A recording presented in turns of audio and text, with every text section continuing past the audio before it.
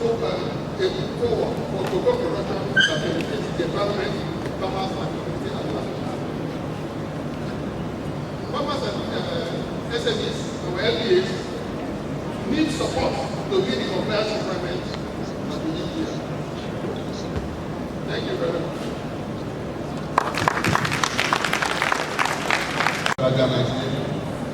If it's not here, we are moving. Is here? Where?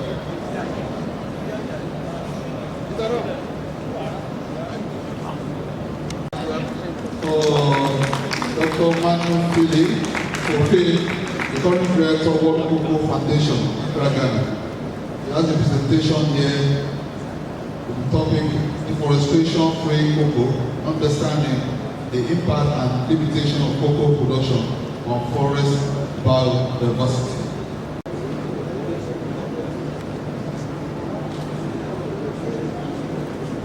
Cocoa Association of Nigeria, esteemed leaders on the cocoa value chain of Nigeria, distinguished government officials, development partners, farmers, researchers, and all stakeholders here gathered. And let me stand on all existing protocols. It's a great privilege for me to participate in this workshop. And it's a great delight because of what I do in cocoa. I don't have a presentation, but I have some ideas I want to share this afternoon as part of the reflection that we have done before this workshop. Therefore, it is both an honor and a privilege to speak to this distinguished gathering at the National Cocoa Stakeholders Workshop and Excellence Awards. We are here not only to celebrate excellence, but also to collectively reflect on the future of cocoa production in Nigeria and how we can build a sustainable, globally competitive, and environmentally responsible industry. I was just in a meeting with the governors a few minutes ago, and he concurred with me that we can increase cocoa production responsibly. And the conversation we need to have this afternoon, how we do that. But permit me to draw your mind to a couple of things. Nigeria holds a proud place in Africa's cocoa legacy. As one of the continent's leading producers, with deep-rooted traditions in cocoa farming that support millions of livelihoods. Yet, today, we face a critical crossroads. The rapid loss of our natural forest due to cocoa production. I am told more and more farmers are pushing governments to allow them to farm in reserve and protected areas. The global cocoa market is changing. Our environment is also changing.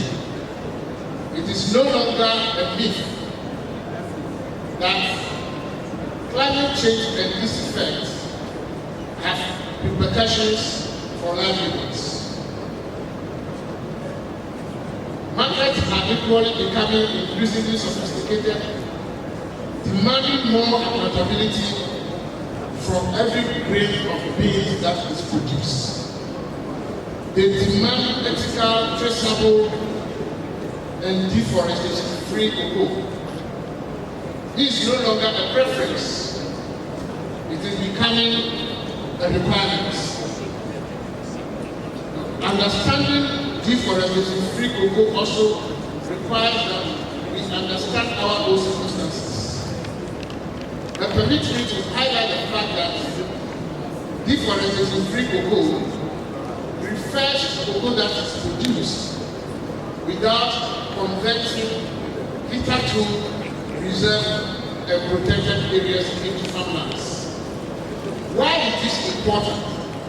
Very often when we speak, the notion that it is to serve some market interests. But I want to assure you that it is no longer a question of market interest. It is self-preservation interest.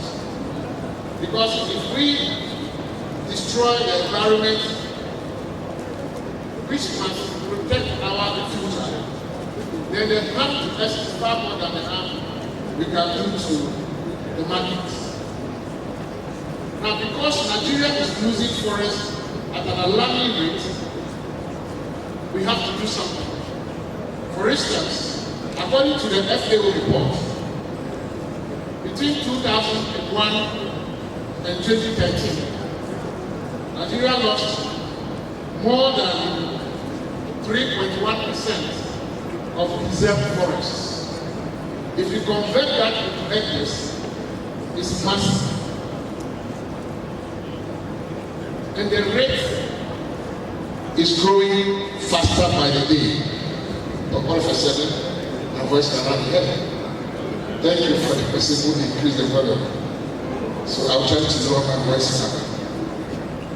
So cocoa expansion into forest reserve has contributed to the loss of huge tracts of forests and has driven a lot of us into poverty due to lack of very fertile arable lands to grow cocoa on. Let me give you some context. As I said, between 2001 and 2023, Nigeria lost approximately 1.3 million hectares of tree cover, representing 13% increase of the figures in 2000. Farming in protected areas is increasing. For instance, in the Omo Forest Reserve, cocoa farming is illegally expanding into the conservation zones, threatening biodiversity and contributing to deforestation. So this is what we are confronted with. But we cannot afford to sacrifice our forests for short-term gains, because austerity will get harsher. Sustainability therefore means that what we do today must have in mind how it affects the future. And it's important that forests form part of the critical thinking we need to do to ensure that in the face of climate change, we can incorporate practices such as biodiversity and preservation of ecosystems on which cocoa depends. So deforestation-free cocoa is not just good for the planet, it is good for business. It guarantees the survival of the environment to sustain not only the present, but also the future. But additionally, it enhances access to premium markets and reduces business risk for businesses and investors in the cocoa sector. Let's pick the major one, deforestation. And we can see that in the theme of this workshop, deforestation is a key word and is very germane what's happening presently in Nigeria. And deforestation is driven by logging, land clearing for agriculture, which I believe we may not be able to own up, but most of our farmers, they are culprits to this act. Then we have firewood harvesting. Then another cause is unsustainable agriculture. The way we practice our agriculture is unsustainable. We go about doing shifting cultivation. We move from one land to another. Because the one we were using before, it's the fertility level has reduced. Therefore, we move to a fresh land because we know that land is still very fertile.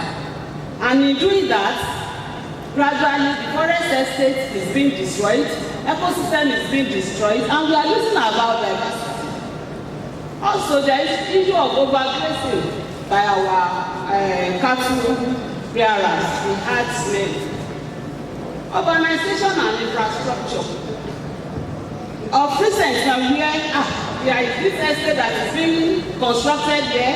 Come and buy this land, come and do. I've seen some people distributing some leaflets here today, asking people to come and buy land, come and construct, all these things indirectly we are affecting ourselves because either we like it or not, we start from wood and we are going to end up with wood. When a new baby is born, the baby will be in a cradle. And by the special grace of God, I pray all of us to have long life. When we are leaving this planet too, our bodies will be packed in wood. So our existence throughout our lifetime depends so much on our wood. Apart from other resources, other benefits that we get, which I'm going to mention in the course of my presentation. Now, mining activities, which leads to soil erosion, water pollution, and habitat loss. We also have climate change, which alters rainfall patterns, increases desertification, and stresses our ecosystem. Importance of conservation and restoration. Why do we need to conserve and restore our forest ecosystem? Why is it important? Biodiversity protection. Nigeria is home to diverse species, many of which are endangered. Endangered in the sense that if a time is going to come when they are going to go into extinction, that means we will not be able to, they will not even be available at all. And some of these species are endemic. You can only find them in a particular place. So taking them to another area, they will not be able to survive there. Once they are destroyed, once they are extinct, they are gone forever. Then another importance is climate regulation. Forest sequester carbon, helping us in mitigating global warming. We all know that global warming eventually leads to climate change. Then we have water security. Forest ecosystems protect watersheds and maintain water quality. Then livelihoods. Many rural communities that we have, they depend on the forest ecosystem for their livelihood. The people living near the forest estates, they go there to harvest non-timber forest products. They harvest honey, rattan, and so on and so forth for their own, as their own means of livelihood. Now, what strategies can we employ for us to be able to conserve our forests? We have protected areas spread across the country. We have our national parks, we have our forest reserves, we have our biosphere reserves. We need to strengthen all these areas by partnering with NGOs, government, private sector, and then we try to control the invasion of invasive species. We need to monitor our biodiversity to make sure that as much as possible, they still maintain their carrying capacity. Then anti-logging enforcement. Before we used to have our forest guards that used to monitor our timber species, but unfortunately, because of the recent crises that are happening, all these insurgents and so on, many of them have left the forest because nobody is ready to risk their lives. So we need to find a way around this. And we can do this by introducing technologies like drones, GIS, camera traps for surveillance. Sustainable forest management. When we promote eco-friendly practices such as selective logging, reforestation, organic farming, all these we ensure that we continue to protect and also to provide the needed resources that we do get from our forest reserves. Once we are able to manage the forest, manage the ecosystem sustainably, we will continue to enjoy all these benefits presently and also for our future generations. Also, the community, the indigenous, the indigenes, they are familiar with the terrain, they are familiar with the native species. So we need to involve them and benefit from their knowledge and indigenous experience. There are some approaches to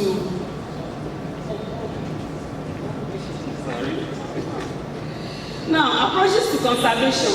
We have species-based approach. Under this, we have in-situ conservation, ex-situ conservation, community-based conservation. In-situ conservation, that means you are conserving in that particular place, such as our national parks, forest reserve, welfare reserves, and so on. Then the ex-situ conservation, seed banks, zoos, botanical gardens, arboretum. Then the ecosystem-based approach. This has to do with restoration of degraded ecosystems. And the discussion doesn't start today. We have been discussing this topic over the years. Do you really see the situation improving, or are we still going to continue in that downward trend of the forest cover in the country? As you are from the Forest Research Institute of Nigeria, you are probably going to see it more than the way we see it. Do you see us reversing the trend? Yes, it's quite possible to reverse this trend. But I must say that for us to be able to achieve that, everybody has to be involved. It is a joint work. We need to change our orientation. There needs to be a lot of public awareness, public campaign, education. And we also need to empower our youths for them to be able to begin fully employed, because there are some, our character, the way we see the forest, we are using the forest as if it is something that is going to be there for us forever, which is not possible. Yeah. If you move from here to the north, you will see vast areas of deforestation, areas that have been encroached upon, even within the forest estates.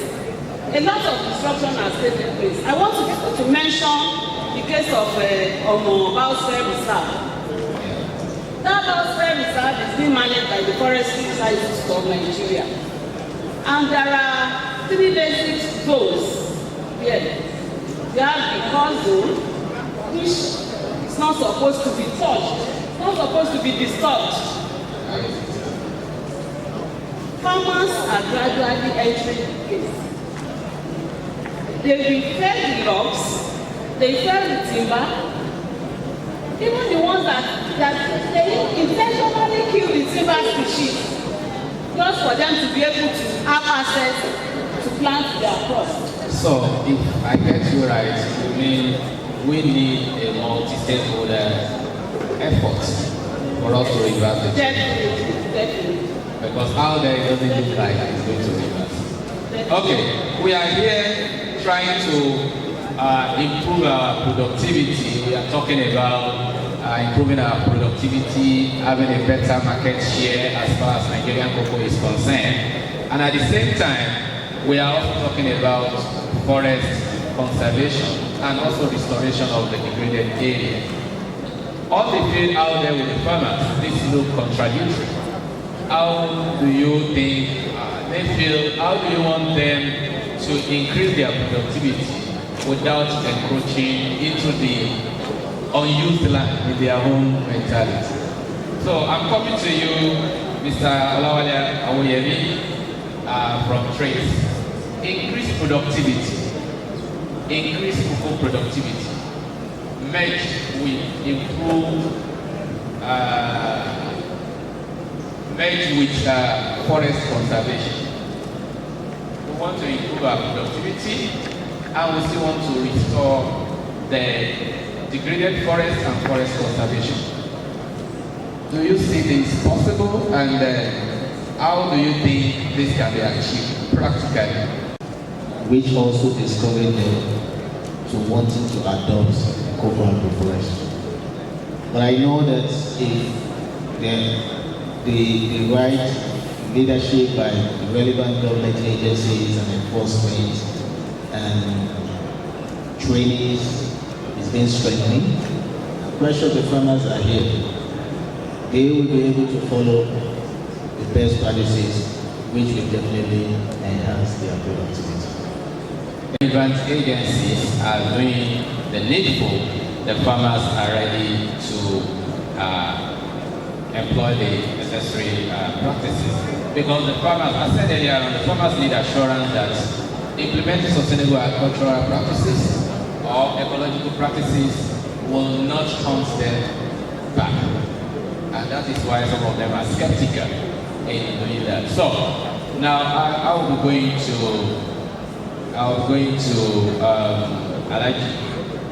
Alaji Taiwo. We are now going to talk about quality, cocoa quality. I know AgriTrader has a sustainable program which is going on out there with their farmers. A lot of training being done by the field officers, a lot of awareness raising in terms of quality and also good harvesting and also post-harvest practices, which is also part of the Rainforest Alliance Cocoa Certification Program being implemented in Nigeria by many companies.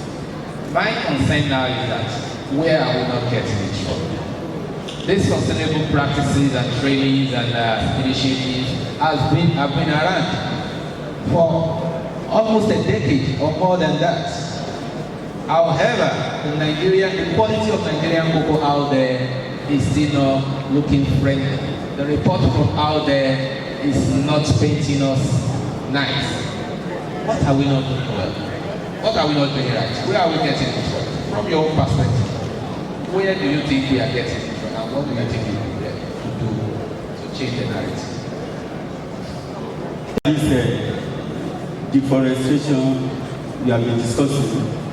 And I want to ask a question. Unfortunately, the people I want to talk to, they are not on seat. The government. The first thing is, who is to blame? We need to look at where are we coming from. What I want us to know is that Nigerian government, whether state level or federal level, are the first to blame for this situation. And we should all stop blaming the farmers for this. The first thing is, government has a responsibility to protect this forest. They have failed in their responsibility. The second thing is, government has looked away. For 40 years, people have been in the reserve, farming. Government has looked away. If not for EUDR that is coming up today, I'm sure we are not going to be at the level we are today. We are now being threatened that our cocoa and other related commodities will not be accepted, and that is why we are today. If they have failed or they have looked away from better, government has given approval to people inside the forest. When I will take Ondo State as an example, and Ondo State, when government will go and do what is called censor of people in the forest, government will register them and they will collect money from them, and they started paying money on yearly basis. People in the farmers in the forest, you are giving them assurance, that they should be there. But because of EUDR, we are now here saying this. but it's fine, we are saying this today. So I just want us to know that government is the major culprit for this. When we say government, including the people in charge of our forests. My prof said nobody wants to lose his life, and it's still boiled down to government. So just like a police will tell us that he didn't want to risk his life and he cannot protect life and property, he just what call the police. So this is just on that. Talking about the quality of cocoa beans. Okay, before I talk about the quality of cocoa beans, my recommendation on that is that areas that are no longer forest, you cannot continue to call it forest. Areas people have been living in the past 30 years, there's no single tree in this area. They have, for God's sake, do you know that a lot of areas in Adakaka is being referred to as forest in our map? Areas that people have been living in the past 30 years and there's no single tree there. So Ondo State and other states need to come up with a new map. Europe is not creating our forest. We are the one that give Europe our map, and it is from that map that cities create the forest. So we need to come out with a new map and show area that is forest and area that is no longer forest. And with that new map, it has to go to state assembly, it has to be gazetted, and we have to come with a new map. So we cannot continue to call areas that are not forest again. So this is just on deforestation. And if I did that too, cutting of trees. Our trees are being cut, trees planted by Baba Uno 50-40 years ago. I want to ask, if I have my Minister of Agriculture, Minister of Forest, Ondo State here, how many trees has government planted back since the time that we cutting this tree? So who is contributing to deforestation? If not the regulatory authorities that have allowed it. So on quality of cocoa, we need to change our orientation from produce department collecting revenue and revenue only. We used to say that government has no business in business, but to encourage business, to enhance business. I want to ask, if you give Ondo State, if you give a produce department to Ondo State, you give them target to go and collect 500 million or 1 billion or 10 billion, and there is no staff. The only thing they concentrate, the existing staff, the only thing they concentrated on is how to collect the revenue to meet their target and to report to their boss. They have no business with quality. And in the only days, in Yoruba language, we call them assassin. What it means that you remove what is called cocoa from cocoa. From today, government emphasis has been on revenue, is no longer on the quality.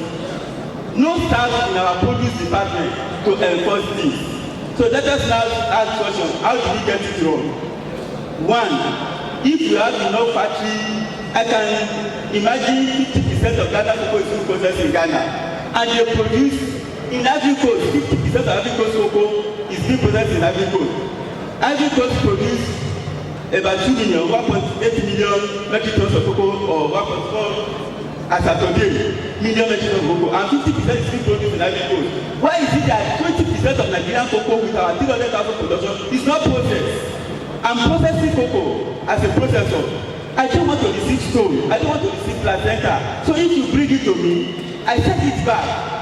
But I accuse Nigerian exporters that are exporting cocoa raw, that they contributed more to bad quality because they accepted it.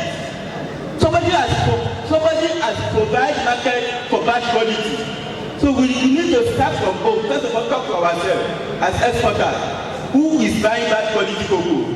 Then we need to ask the question, what is the produce department doing? Then lastly, we need to ask ourselves, who is making money or losing money? I want to conclude, nobody is making money from producing bad quality cocoa. Cocoa is food. Nobody is making money from it. For example, if we are talking about, before this, Ghana cocoa used to go for 350 pounds over the market. At that time, Nigerian cocoa used to go for 50 under, 100 under, 150 under. So the next, and when you talk to them, the foreign buyers, why are you buying Ghana cocoa 50 pounds over? They will, oh, it's on account of quality. The quality coming from Nigeria is not good. What it means is that all of us are paying for bad quality. And what it is, at the end of the day, nobody is gaining for bad quality. So I want to suggest that exporters, sensitization need to start from exporters.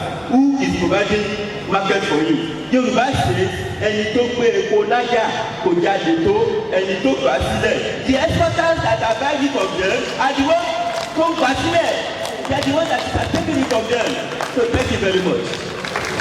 Yeah, thank you very much for that insight.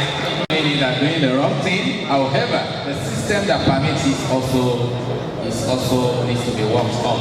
Yeah, thank you very much for that. And it's also a takeover for many of us who are in the regulatory authorities or agencies for us to do the need and also to the government.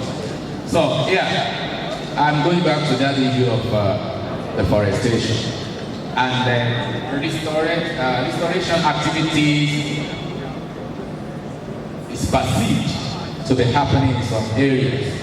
We have had a situation where some agencies or governments, parastatals are allocating some, should I say, degraded area or some portions of the forest reserve to companies who are investing in, should I say, tree planting. However, these are monoculture, which discourage biodiversity enhancement. So, I want to go to Dr. Akinola in this area. Afforestation strain that we are using in Nigeria these days, especially by the government, which is more or less a monoculture system. Is this the kind of restoration of the degraded forests we are looking for? What advice do you think you can give in that area, or is there anything we need to adjust, or the government needs to adjust in that area? I want us to understand something. You see, the people, their notion, their ideas about this deforestation, afforestation, because some people, when they want to complain, say, what is wrong with these Europeans? That because everything is from Africa, why is discrimination and all that? But there's something I want us to understand. They have a very good point. I mean the European Union. Now, there are two societies goals. There is a conflict. Two societal goals. Number one, economic growth. Number two, environmental quality. Now, these two goals are very important. But if all our aims on what we're doing on the forest is economic growth, cutting, without reference to environmental quality. Now, the two should balance. There should be an equilibrium. There should be a balance. When you keep on cutting and cutting natural resource economics, there is what we call the idea of cutting without abatement. Then if you get to a level, the destruction of the national forest will become a problem. But if you balance the two, we all know economic growth is important. I want to buy cocoa, I want to sell cocoa to make money. But there should be a balance. If it is just cutting, there should be a balance between economic growth, which is cutting and making money, and planting of cocoa, and environmental quality, and that is conservation. So if there is no balance, if it is just cutting, if you get to a level, it will bounce back. Nature will fight back, and nature is already fighting back right now. So I want us to know that because some people they will just don't mind this, they don't want to. No, it is not so. There should be a balance. If it is just cutting, it will get a natural resource. It will get a level, nature will fight back. So I want us to understand that, so that when you take it to our farmers, please take this idea to the people. That nobody is. Everybody wants to make money, but there should be a balance. It's natural. If you keep on cutting without abatement and without consideration for environmental quality, it's going to be a problem. And we are already having a problem right now. These activities of the loggers contributed to this figure that I'm talking about. But there is no doubt about the fact that we need to plant. Our farmers need to, that is, we need to survive.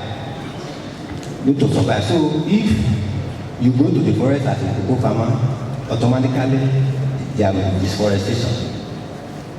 That's why the use of EEDR came up. Any cocoa that has been planted after year 2020 is not acceptable to the market. But if you are planted before 2020, it's still safe under the EEDR regulation. So, agroforestry.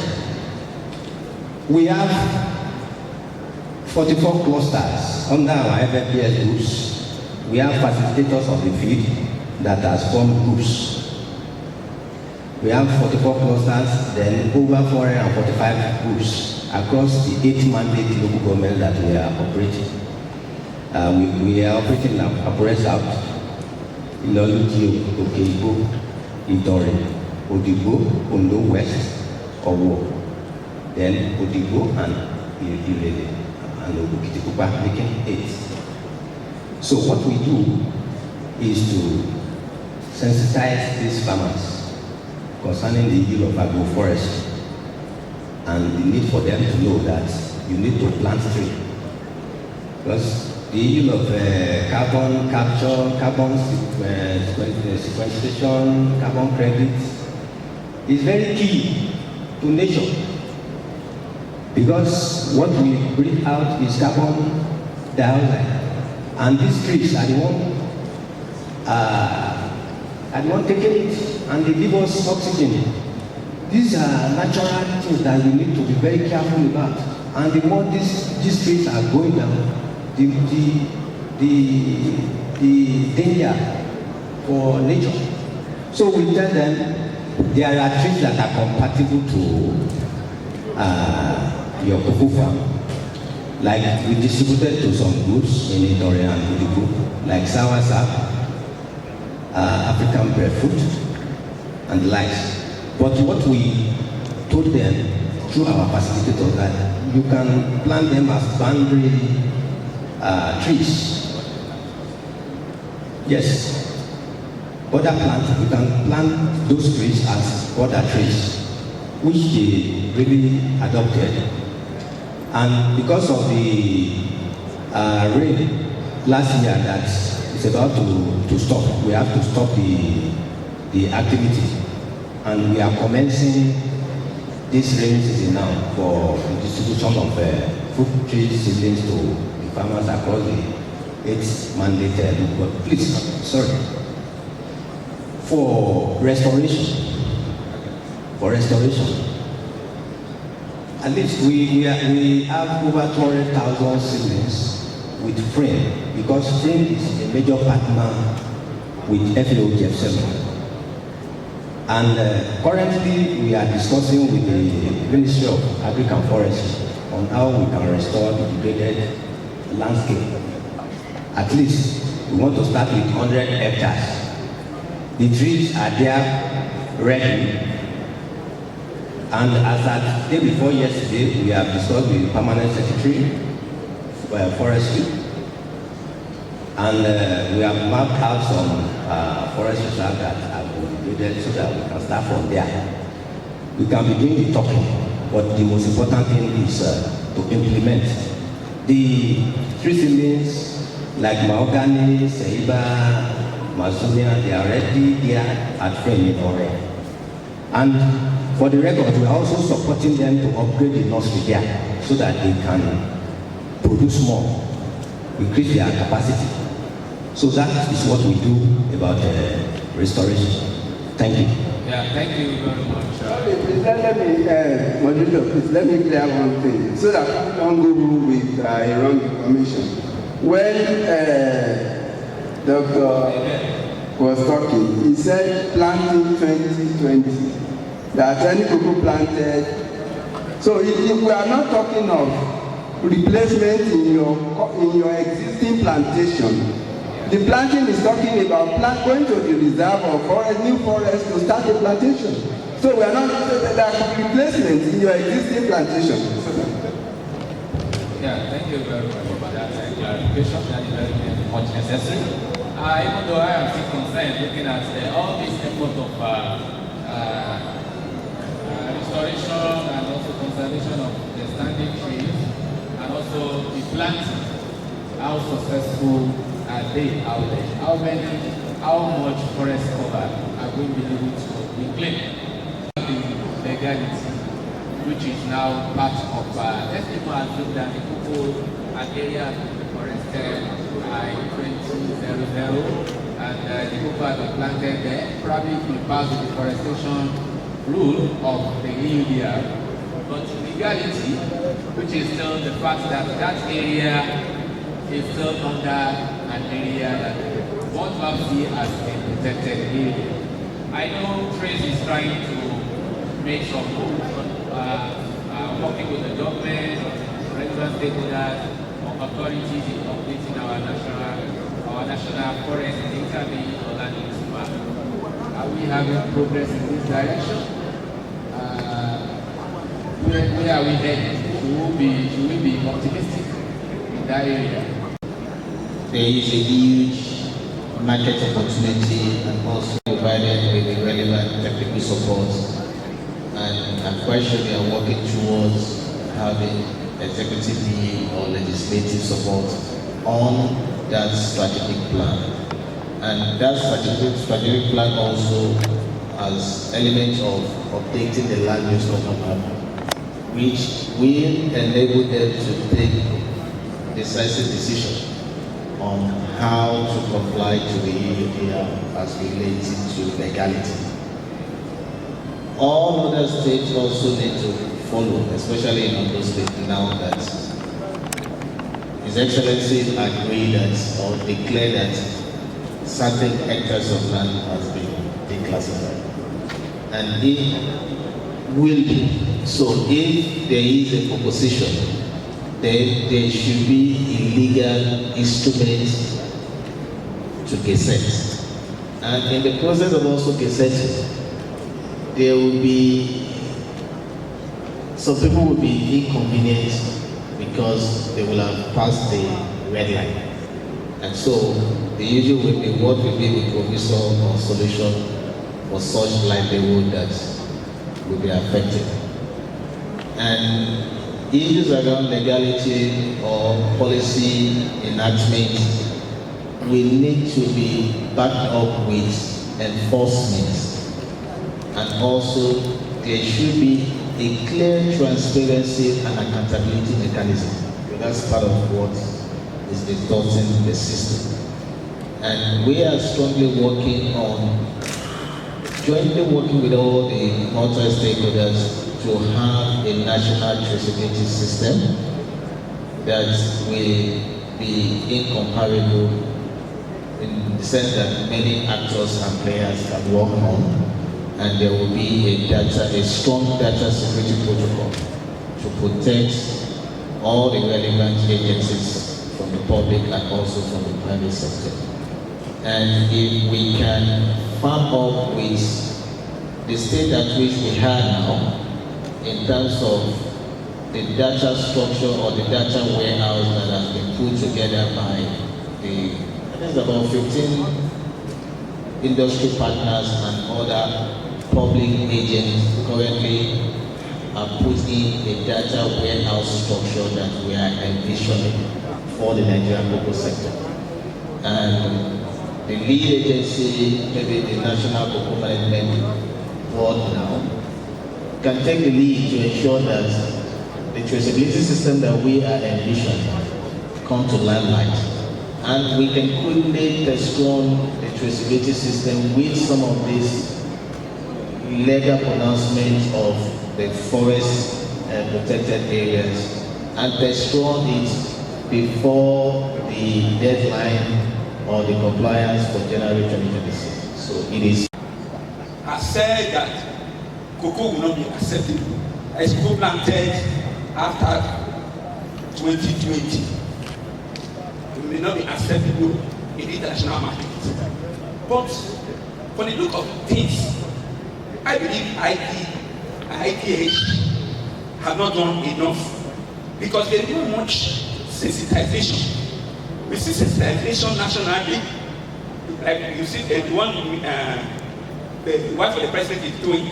Similar thing ought to have been done.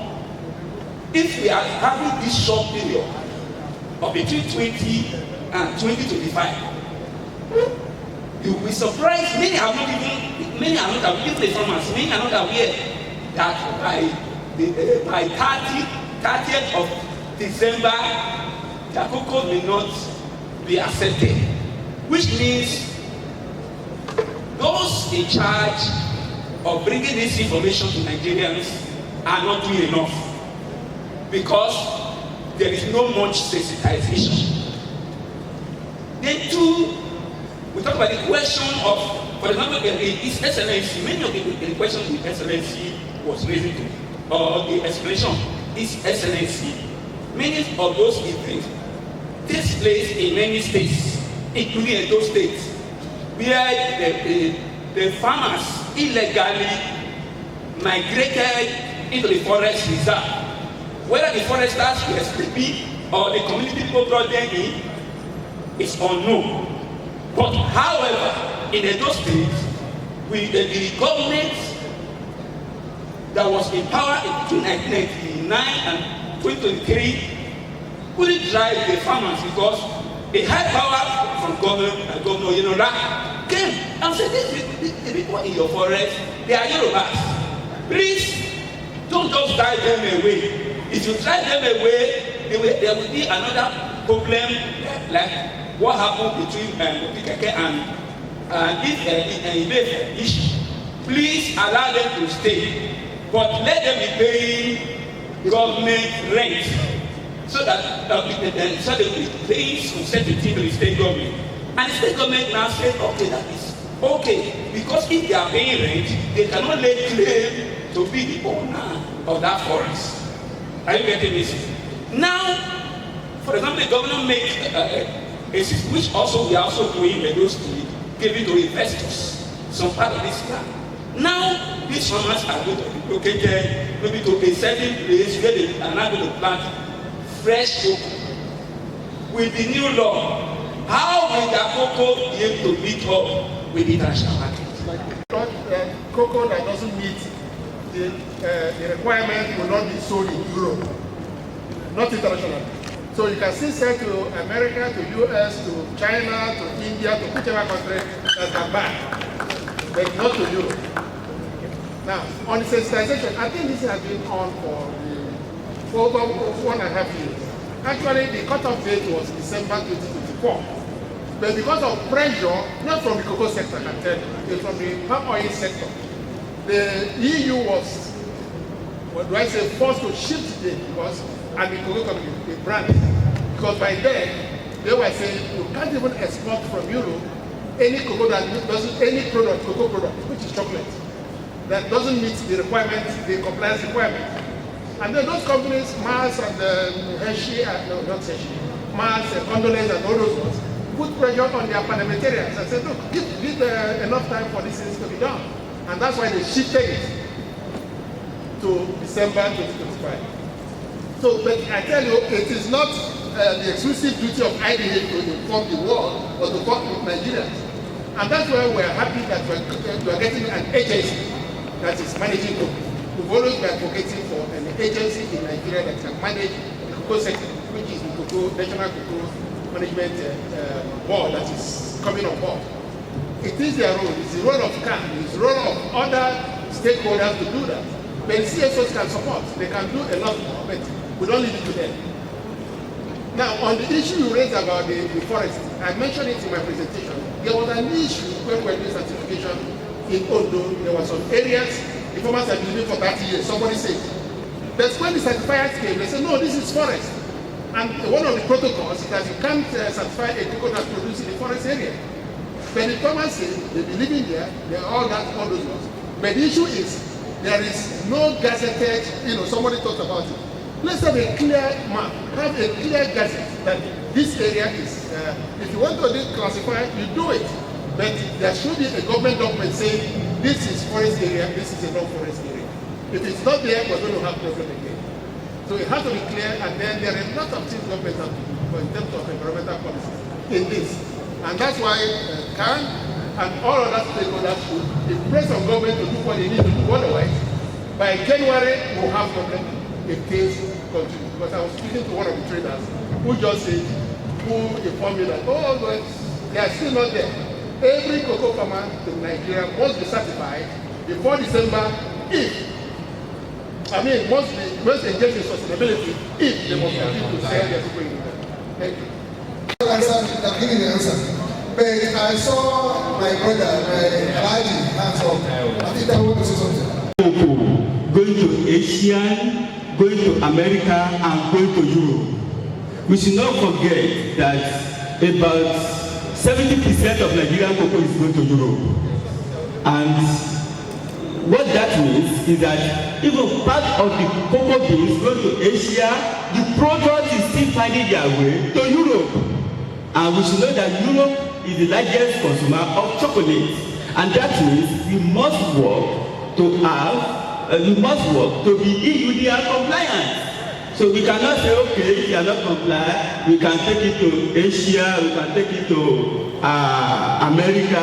And let me even remind you that America today is no longer a reliable trade partner to any country of the world. So it means all trade partners to America must have a routine of alternative routes for their business.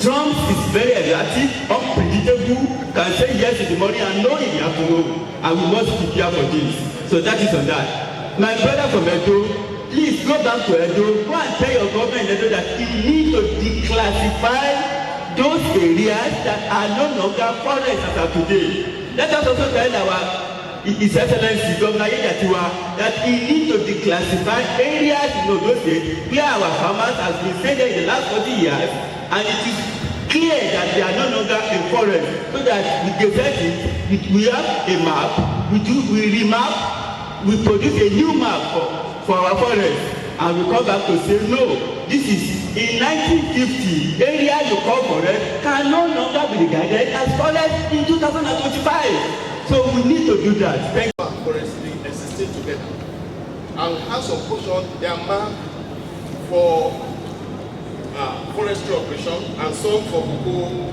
planting. That even beyond 2020, farmers are still planting. Will EUDR accept their cocoa? Particularly, if that state government will declassify that portion and reclassify it, and also carry out some legal framework on it. That's one. Two, thank God for this meeting. I want to believe that there will be a follow-up, so that we just not push it under the carpet and rubbish all the deliberations that we are making. Because that's what will happen in the school for. Kudos to you. LWR, kudos to you. EUDR, kudos to you. But don't just sit down in your comfortable zones. There are big wigs among you, political figures among you.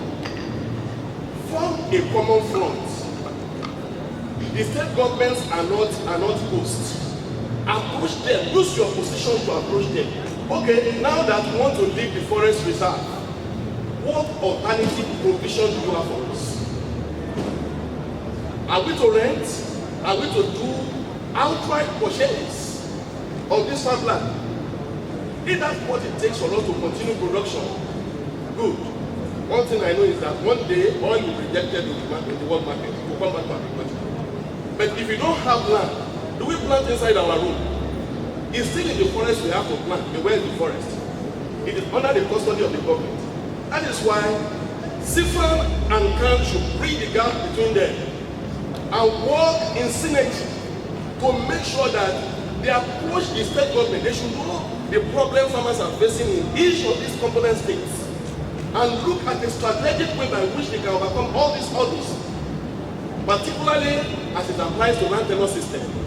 They are the only one who can use their position to meet with the government, dialogue with the government, bargain with the government, negotiate with the government,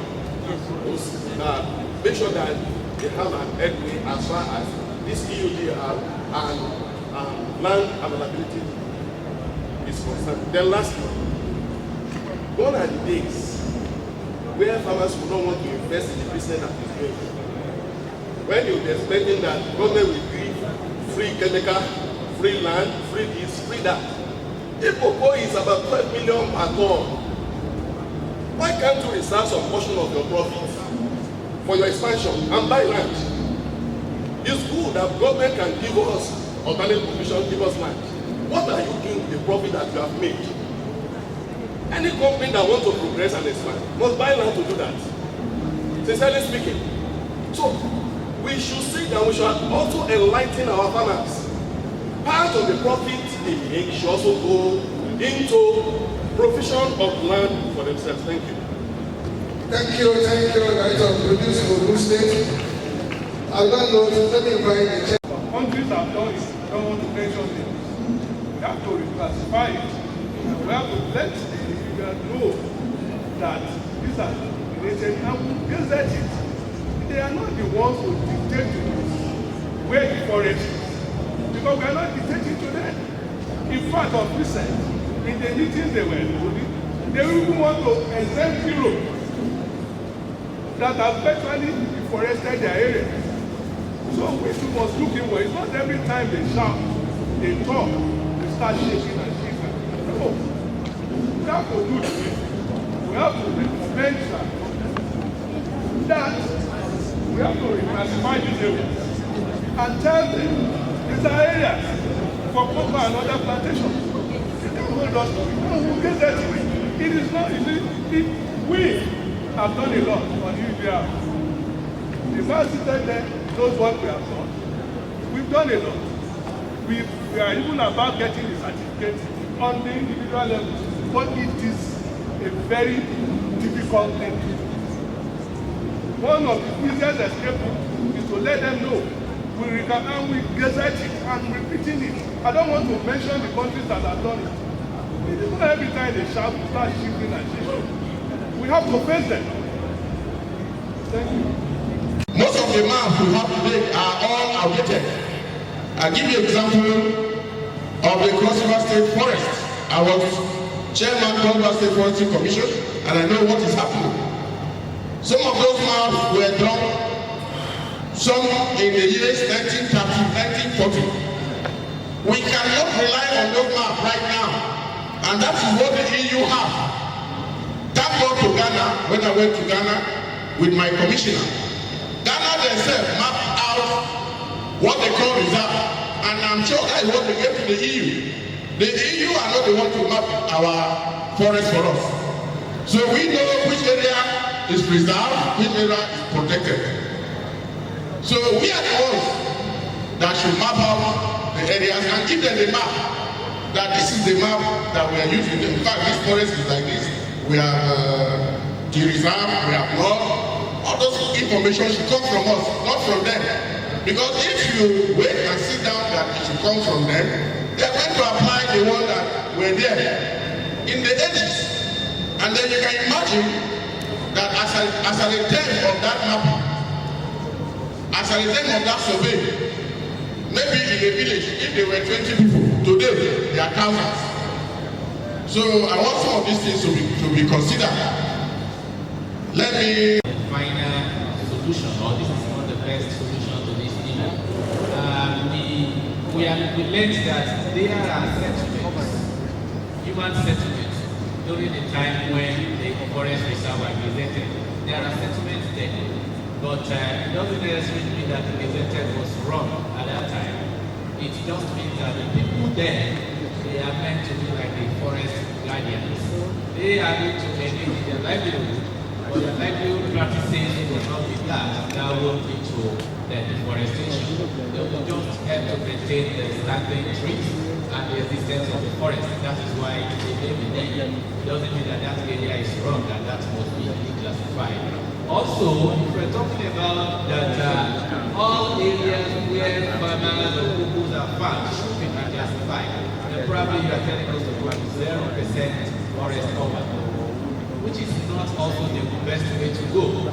because we must still have a good portion of our land under forest cover. This is very much needed, necessary for our existence. Deforestation-free cocoa, one of the presenters mentioned that it's not only good for our planet, but it is also the best way to ensure that long-term financial sustainability and also our business outlook. A recent study from the University of Oxford says that I think the research was done in Brazil and Indonesia. Says that if we can increase pollination rates of the existing cocoa trees, we can be able to increase our yield by up to 20%. If we can also manage to lower the temperature on the cocoa farm, which is by having standing trees and shade trees on the farm, which we also translated to agroforestry, we can also be able to avoid about 20 to 30% yield loss, which will be caused by increasing temperature or rising temperature, which we are witnessing as part of the effect of climate change. So, the forest reserves that the farmers are rushing into, they are rushing into it because the ecosystem there is balanced and has a very good biodiversity. If only this can be replicated on the existing farm, that advantage we are having in the forest reserve will also be attained or achieved on the existing farm. So if we are rushing there to the forest reserve, I'm very sure we'll also turn that forest reserve down to the current one we are living behind.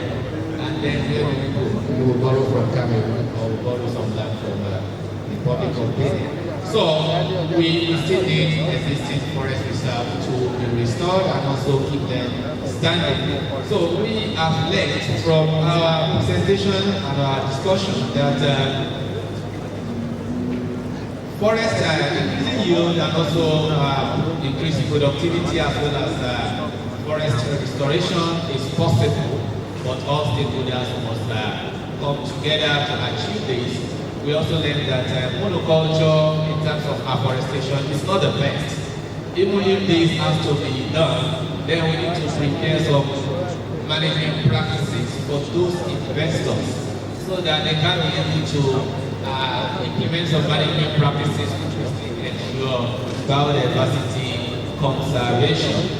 From the discussion, we also learned that a lot has to be done, especially to work against illegal logging, and the panelists here made us understand that government has a lot to do. Government must lead. Somebody said, if 1 or 2 or 3 persons are punished, then everybody will comply.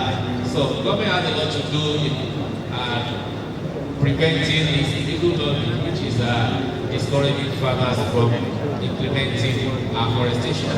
Also, in terms of the cocoa quality, government and every stakeholder has a lot to do.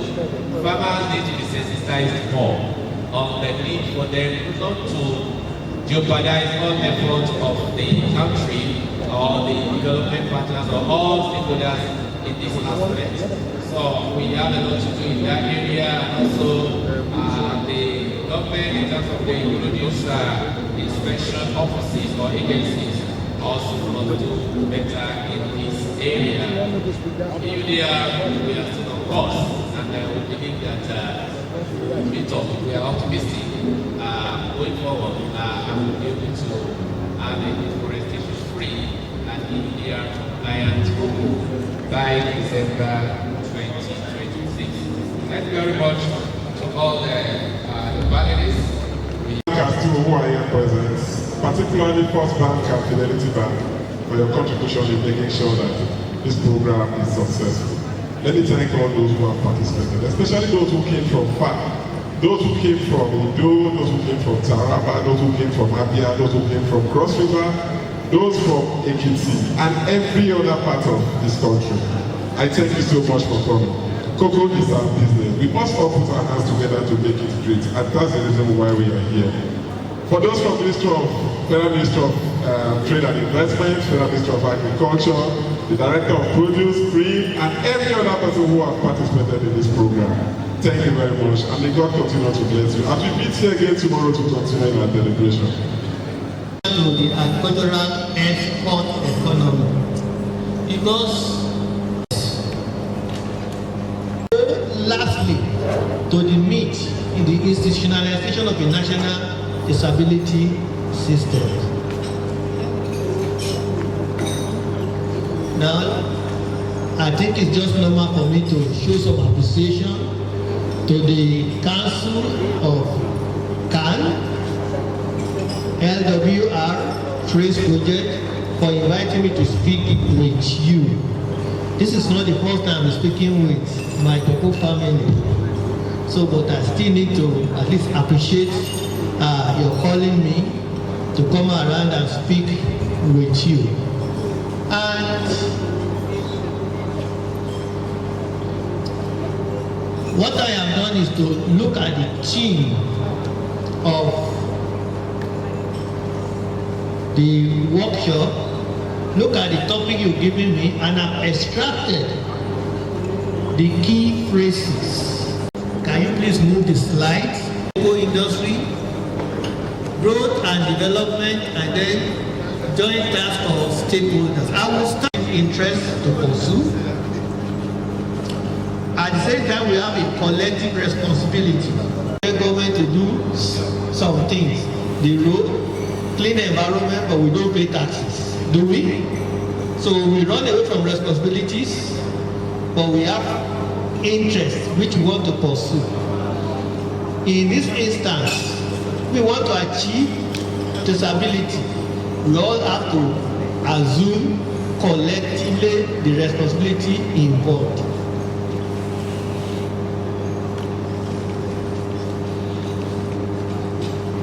Let's start with deforestation free agricultural production.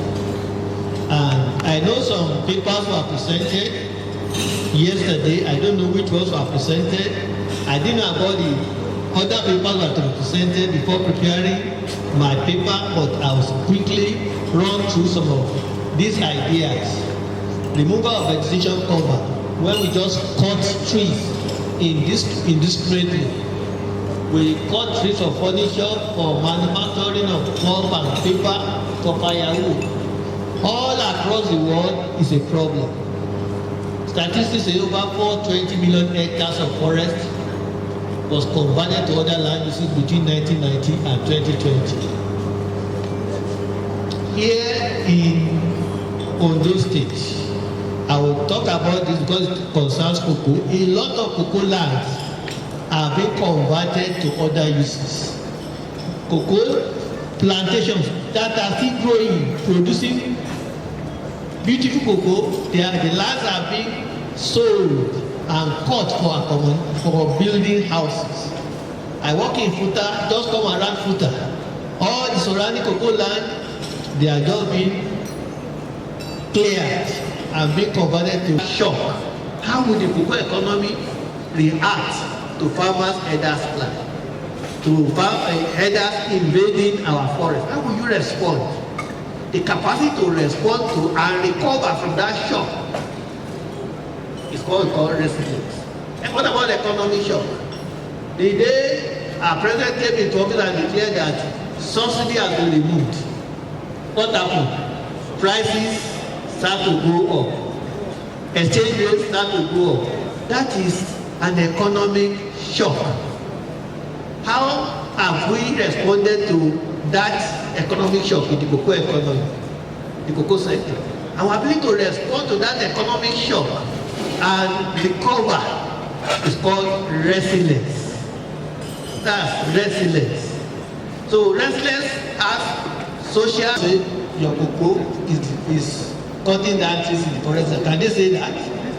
So, but if it's not known by the geographical location, then it's still subject to the same problem. So we need to agree quality standards. I've spoken about that. Ensure all stakeholders are fully aware of the agricultural index, and that includes farmers, LBAs, warehouse officers, produce inspector, exporter staff, processor staff, port staff. Next slide. I'm almost done. Above all, if we need to achieve this, we need to agree a proper funding arrangement for the private sector-led entity that will be central to the initiative. That's a major problem that makes the previous effort to fail. But we could not agree how we are going to fund it. Those who are involved at that time, they know what I'm saying. Now, in concluding, my last conclusion, I want us to focus on this. Our interest in deforestation-free agricultural production should be more than our interest in cocoa. What am I saying? Our interest in not just cutting trees anyhow to transcend because we want to sell our cocoa to them in Europe. The reason is that right from now, we are going to be feeling the impact of deforestation. Has anybody gone to the sawmill in Akure or somewhere to go and buy wood of lately? There are no cured wood anymore in the sawmill. You want to roof your house, you can't find it. They will ask you book and you wait. Why is this happening? Because all the mature trees are gone. And sometimes in those days they will say government close the forest. Why is government closing the forest? To allow the forest to rest. And I now talk about matter of intergenerational equity. So if we cut all the trees today, what will our children use? If we destroy all the forest today, what will our children rely upon? This is where I'm going to stop. Industry, a joint task for stakeholders. Thank you so very much, sir. We appreciate you. Ladies and gentlemen, I want to go into different farmers to know from which village, from which farmer that cocoa comes from. The produce department before now, they have what we call drop mark. They have what we call week number. If you grade cocoa in my warehouse, my trademark, my own this is their drop mark is there to know that the cocoa is was graded in my particular warehouse. And there is weekly number they give. It was graded in such week. And my number, my address, my this is known. If you say we are tracing the cocoa to the MBA that bought that cocoa and graded that cocoa, I think we'll be reasonably thinking of something. But this traceability to each farmer, to each village, may be difficult. I don't know whether this European Union know that this is Africa. Technology in Africa has not gone to as far as that of European countries. So they should not, I don't think if you can, those that are available, those that are closer, they should know that the workability of these things may not, as it works in Europe. We have talked of, when we are talking, talked about producing aspirin, maybe paracetamol. You think of the originality and the such a number of cocoa. How do you get the particular farmer that produced cocoa that was graded in one as a national sampling? That's my question. Thank you very much. Fertilizer. And he was telling us about sampling the soil. Please, the question now is, now the other man today also said about sampling the soil again. Who is going to sample this soil for the farmers? Ìbéèrè mi ni pé àwọn ọlọ́fẹ́ ṣe àyẹ̀wò ilẹ̀ oko àgbẹ̀ fún àgbẹ̀. Torí wọ́n ní ó yẹ ká mọ àyẹ̀wò ilẹ̀ oko. Ẹni tó sọ̀rọ̀ lánàá ní bóyá irú fertilizer tó yẹ kán lò. Mo fẹ́ káwọn bàbá wa gbọ́ nǹkan tí mo sọ lókun jẹ́ ẹ̀lò ti ìbílẹ̀ o. So that's my question, sir. Guys, I work for First Bank, Export Desk. During the presentation, you made a comment referring to the failure of the cocoa board. I know that it was more or less like a side comment, but I really want to know what are your thoughts about the cocoa board's failures? And recently we've just heard that the federal government has re-established the cocoa board again. So what do you think, what are your thoughts concerning the re-establishment of the cocoa board? Thank you. It's what we have undergone and Frederick Ekperi told us. from Edo State, the country vice chairman, also UTC Abama Cooperative. We have undergone traceability, and it's very possible and easy. This is how it works. Each farmer has a tag in each community. My cooperative is UTC Abama Cooperative. UTC Abama Cooperative has over 300 farmers. Then out of each farmers, you have a name. Then the cooperative code, the farmer has his own name. Then the cooperative has its own code. Then the state has its own. It's something possible. So the traceability program is possible. When you have, the only thing is that when you get to the end, maybe who is receiving it. If who is receiving did not play any foul play, it's very possible. So it was traced and it came down to UTC Abama, that is came down to Nigeria, traced Edo State, came down to UTC Abama, that is Ovia Northeast, came down to the farmer. So it's very simple. I think Mr. Negi is here, he can testify through Soko David. We did it and it worked perfectly. Thank you. My name is Sintu Dela, member of the National Cocoa Money Committee. My question is observation. The European Union forcing us to accept a deadline for deforestation and traceability. We need to be very careful. If today the European find diamond under any forest, they will clear the forest. Okay, hesitation. They clear more land for agriculture in the area without replacing it. I don't say anything wrong. If I cut cocoa, cut a tree and replace it on that tree with a cat tree, are we coming to offense? We need to be very careful. In any forum, I've spoken well about this.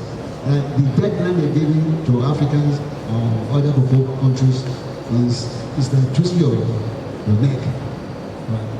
We are cocoa company, can sell farmers. They are not rich. They can be richer than this. Who benefit from cocoa? Is the consumers, because we have got the culture of consumptions. Yes, here. If you are consuming like Malaysia, Indonesia today, they won't be talking this way. I must not be mindful how cocoa got to Nigeria in the first place. Cocoa came here during the fighting between the Spanish people who are fighting England. Center of cocoa SJ was in England. And they are telling them, look, you can't be in England and control us in Portugal, no, in Latin America, Venezuela, and Angola, small Angola, this is in Brazil. They now brought cocoa to West Africa, British and French, because they're colony. That's how they put it back. They are now doing the same thing now. The biggest cocoa buyer for Nigeria, company in Germany, they have acquired 20,000 hectares of land in Venezuela, in Ecuador. End of the day, they won't buy cocoa anymore for the consumer. So we need to be very careful what we are doing. I say, if you cut a tree, a stupid tree, and put cocoa tree, it's not better, right? These are acres and acres of forest for doing ranching for the cattle. The greenhouse effect I'm talking about, they are the ones that are to be accused, not us. So I think our leadership must be able to at least accept that fact and work towards it. Thank you very much. Forestry guards. We at the village level there, we feared them. Headers too, they feared uniform men in the forest. Are these forestry guards no more in existence? If they are they not functional at our respective village levels to curb deforestation and promote afforestation, thereby enhancing cocoa farming practices in our country? This is one of my intention as a question. Forestry guards hindering farming processes in our country. Your topic, I'm a little bit in a dilemma when you said sustainability in Nigeria, and the last speaker yesterday told us that the position Nigeria was in cocoa production before and where we are now, and that we have far beyond expectation. And here again, we are talking of sustainability, whether that very production we are doing is having an adverse effect because of deforestation. How do we now merge it together when we are talking of improving our cocoa and we are now talking of whether this cocoa is sustainability? With the farmer not in the confusion, what do you want the farmer to do? Are we going to be talking about sustainability or increasing the production? Association of Nigeria. I just want to chip in this something about soil testing that one of my brothers mentioned the other time. We've been told that if you want to do soil testing, if you want to plant plenty cocoa like that, no matter how small we want to plant our cocoa, it's better we do soil testing. So you know whether the soil you are using is good for that cocoa. So the way we can do it is that you can, like people in Ondo State, you have a filter here, soil science department, or maybe in Osun State, the University of Ife, or any of these higher institutions, soil science department. Or then you can still ask for any soil science testing place that can carry our powder, the sample of the soil that we are going to test. That is the order. So you take it to that place, let them do it for you, so you know whether that soil is good for what you want to do. Otherwise, one will waste one's time. If the land is not going to be okay for that cocoa in future, so it's better to do soil testing so that you can know whether it is going to be good for that thing. Anything to even go back to what you have taught us. So I want something like that to be coming out next time you want to make lecture with us. Please. As part of my recommendation, we should have cooperative societies that are location specific. My friend, brother that raised that issue, in your community, if there's a cooperative society there that all the cocoa farmers in that place belong to, that cooperative society will be responsible for bagging and selling your cocoa to start with. So to that extent, we know the cocoa is from your community, traceable to that community. Because of the cooperative, that's why I suggested that. The problem of unstructured trade. Look, if you just go and open a shop and start selling all sorts of drugs and you are not a pharmacist, what will happen to you? What will happen? You will be arrested. So when I saw somebody selling oranges in Puta, going to buy cocoa 2 kg or cocoa 3 kg of cocoa, what does she know about handling of cocoa beans? What does she know? It shouldn't be just anybody that will come and buy the cocoa and handle it anyhow, carry it and keep it where he has kept herbicide, where he has kept the name of this person that everybody uses, and it's contaminated. That's the problem of unstructured trade. So the very first step, sir, if you can organize, so selling 2 kg, 3 kg to just anybody, it's going to complicate the matter. So that's my response to that, because it's one of the problems I've seen and I've mentioned it. So we need to think through what we need to do. Location-specific fertilizer and soil sampling.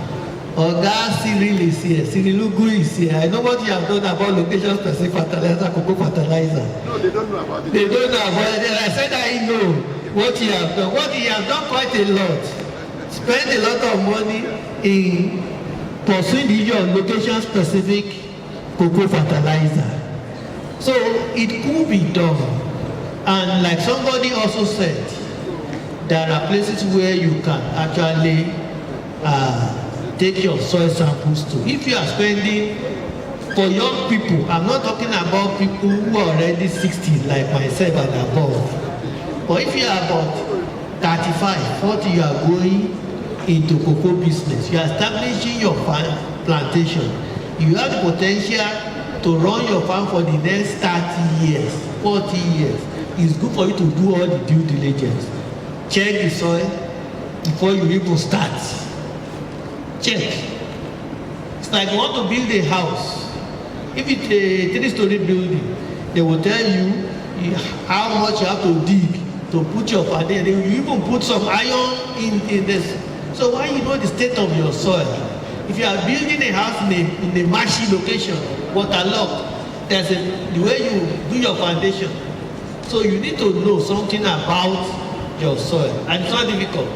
In FUTA, we have what we call the central lab. They will do your soil testing for you. We also have the soil science department. They will do your soil testing for you. All you need to do is take your sample there.